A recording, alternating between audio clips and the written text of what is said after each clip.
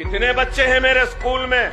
20,000 बच्चों में 600 यतीम, 700 ऐसे बच्चे जिनके वालिद ने वालदा को छोड़ दिया, तो 700 बच्चे ऐसे कि उनके माँ या बाप को सीरियस इलनेस है या कैंसर के शिकार हैं या किडनीज खराब है।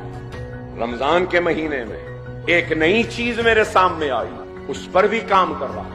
मैंने अपने स्कूल के सारे यतीम बच्चों को बुलाया, उन सबको ईद के नए कपड़े दिए, लिफाफे में ईदी दी और उस यतीम के सर पर हाथ रखा और सबको रवाना किया खुशियों के साथ। और फिर एक 50-100 बच्चे खड़े थे तो मुझे गुस्सा आया कि मैं यतीमों को बुलाया था, ये दूसरे कौन हैं?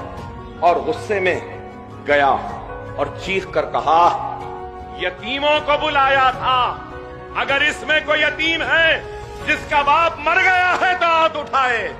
तो सिर्फ 2 उठाए 50 में से।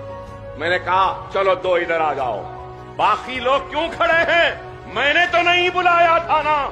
तो उसमें से 2 लड़कियां मेरे गुस्से को देखकर रोने लगी। मैंने पूछा क्यों रो रहे हो? तो 2 लड़कियां रोते रोते कहने लगी, अकबर भाई हमारा बाप जिंदा है लेकिन 12 साल हो गए, हमारे बाप ने हमारा पुरसाने हाल नहीं जाना, 12 साल हुए हमने उनको नहीं देखा, उसने हमको नहीं देखा, हमारे पास ईद के लिए कपड़े नहीं है, कोई नहीं है, हमारी माँ घरों में बर्तन मांजती है, हम यतीम नहीं हैं लेकिन यतीमों जैसी जिंदगी गुजार रहे हैं। मैं आगे बढ़कर उन रोती हुई बच्चियों को अपने गले लगा लिया और कहने लगा, बेटी मुझे माफ कर दो, मेरे गुस्से को माफ कर दो, तुम फिक्र न करो, तुम्हारा बाप अकबरुद्दीन ओवैसी की शक्ल में जिंदा है।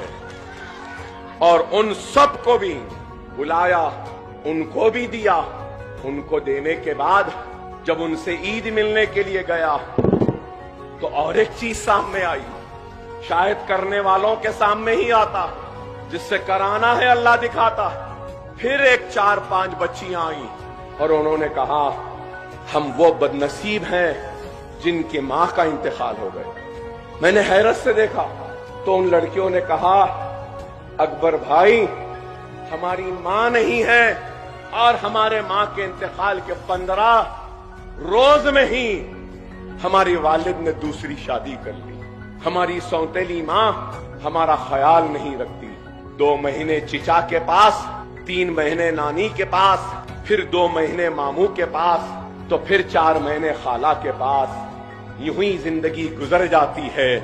आपकी मेहरबानी कि हमको फ्री तालीम मिल रही है, लेकिन अकबर भाई हम घर के नौकरों से बदतर जिंदगी गुजार रहे हैं। सारा घर का काम करवाते हैं, पोछा मारने लगाते हैं, झाड़ू मारने लगाते हैं, हर लम्हे पर हमको हमारी माँ याद आती है। तो मैंने उसी वक्त उन बच्चियों के सर पर हाथ रखकर ये फैसला किया कि ऐसे बच्चियां और ऐसे बच्चे जितने हैं जिनकी माँ का इंतकाल हुआ है और उनका बाप शादी कर लिया, ये बच्चे घरों में काम कर रहे हैं, इनके रहने का खाने का इंतजाम मैं करूंगा और एक इमारत बना रहा हूं जहां ऐसे बच्चों की परवरिश हो।